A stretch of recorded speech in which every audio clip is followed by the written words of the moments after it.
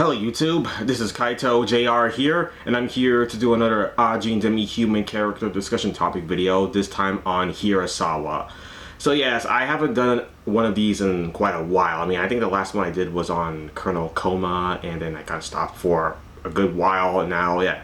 Right here, I just decided to, alright, let's just talk about Hirasawa. Let's just do a little short video on him, because these Ajin demi-human character discussion topic videos aren't meant to be long, except for that one on Ritu Nagai, which is like 11 minutes long, I believe. Yeah, I meant for that one to be a little bit shorter, but it just turned out to be a lot longer than it really should have. So yeah, that's great there, whatever. But yeah, for Hirasawa, I'm just gonna do a short one for him. So yeah.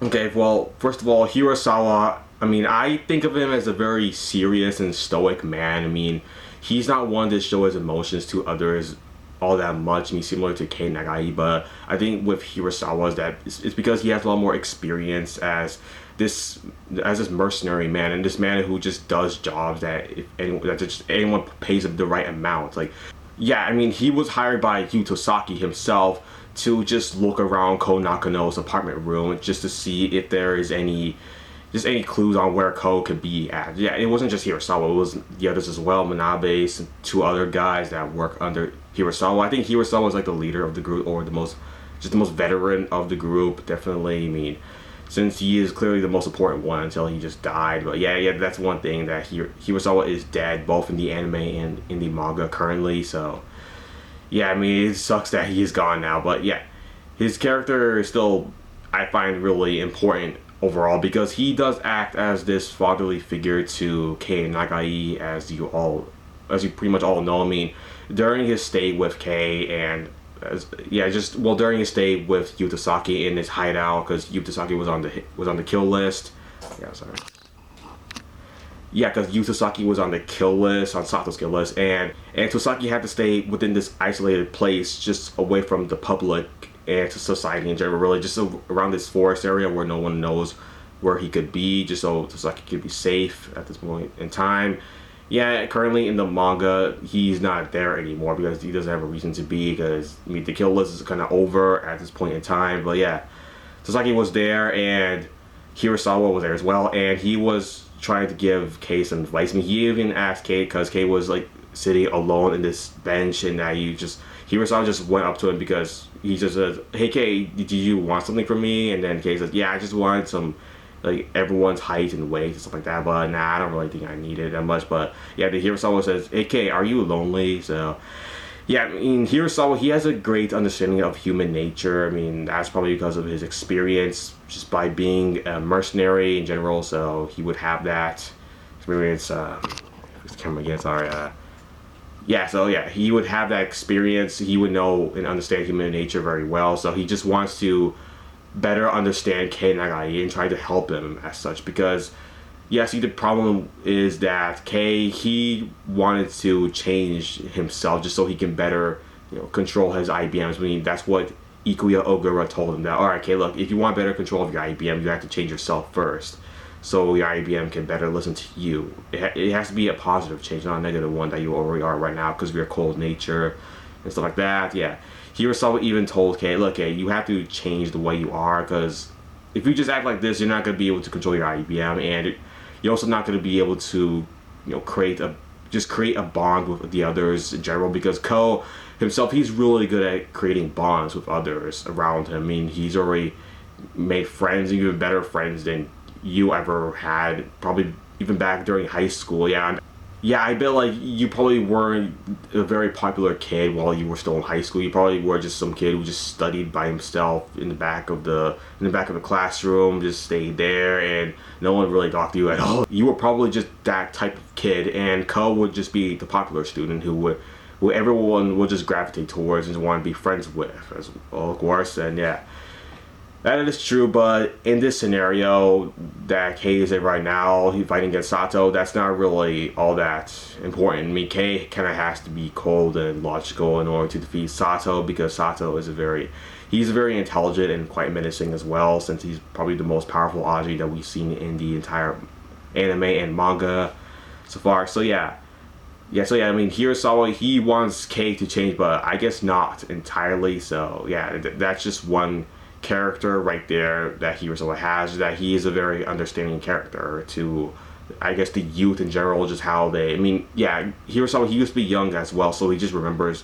I guess, what he saw during his time in high school himself, and that he saw probably kids like Kei and Ko, and this is just, I mean, yeah, in the anime, he even says how he had like two sons, I believe, and they reminded him of, yeah, he just said like Kei and Ko reminded him of his two sons, but in the manga, I don't think we've ever gotten any reference of his sons at all, so I think his sons are just anime only because we never see him in the manga, or Hirasawa never mentions them. I mean, he never will again, definitely, because he's dead in both the manga and the anime. So yeah, that's really interesting there, but yeah, I mean, Hirasawa, he has two games, but we don't get to know them at all, so I mean, they're not really characters, it's just stuff that Hirasawa just mentions and that just throws under the rug. We don't get to hear that again, so yeah, I mean, let's see here. Anything else? Yeah, Hirasawa, he also has these scars on his head too from his experience as a mercenary, being hired for really rough and dirty jobs. Probably got injured a lot, but yeah, he's still a really tough guy overall. I mean, he also knows some martial arts. I mean, this is actually how he dies. I mean, he dies in this fist fight with Sato on top of the roof of the fort security building, where he lasted for I guess decently amount of time. Then yeah, of course he was bested by Sato, bested him, and Hirasawa was just killed right there on the spot. Yeah, I mean, there was really not much that Hirasawa could have done there, since Hirasawa was already injured by, I guess, Sato's IBM, and then yeah, Sato just managed to beat him up while Hirasawa was still standing, and then yeah, he just lost the fight, and yeah, that's it for the most part. See, anything else?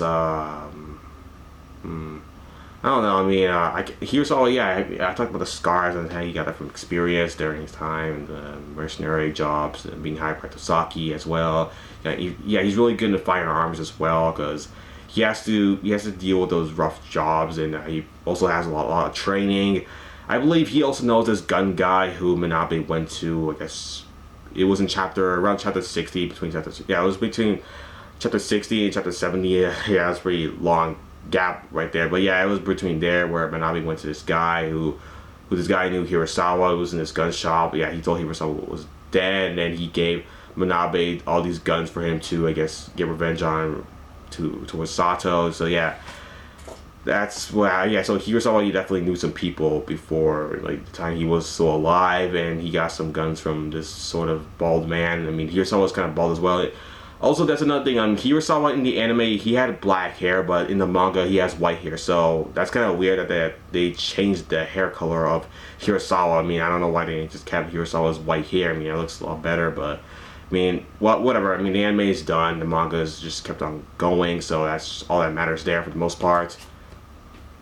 But yeah, I mean, like I said, Hirasawa is very. He is not a very cold man. I mean, he has his own goals that he wants to accomplish, and yet he is also very understanding as well towards others, despite the fact that he's very just self-centered most of the time. He just wants to do what he wants to do and accomplish his own goals. I mean, because he has his own reasons what he's doing what he wants to be doing, but now he's dead, so it doesn't really matter. But yeah, when he was alive, he did, and he is he just understands human nature very well. That's just his character overall, just that really understanding character that he's very much of a father figure that Kei can go to, because Kei's own father, we don't know what happened to him, but maybe he's in prison or he is dead, who knows. But yeah, I mean, Hirasawa, like I said, he's not alive anymore. He kind of died in the anime and the manga, but yeah, during the time he was alive, he did help out both Kei and Ko a lot during the stay at Tosaki's hideout, so that's great there for Hirasawa. But yeah, I mean, that's it for the Ajin demi-human character discussion topic video for Hirasawa, everybody. Just comment down in the comment section below if you have anything you want to say about what I have to say about Hirasawa.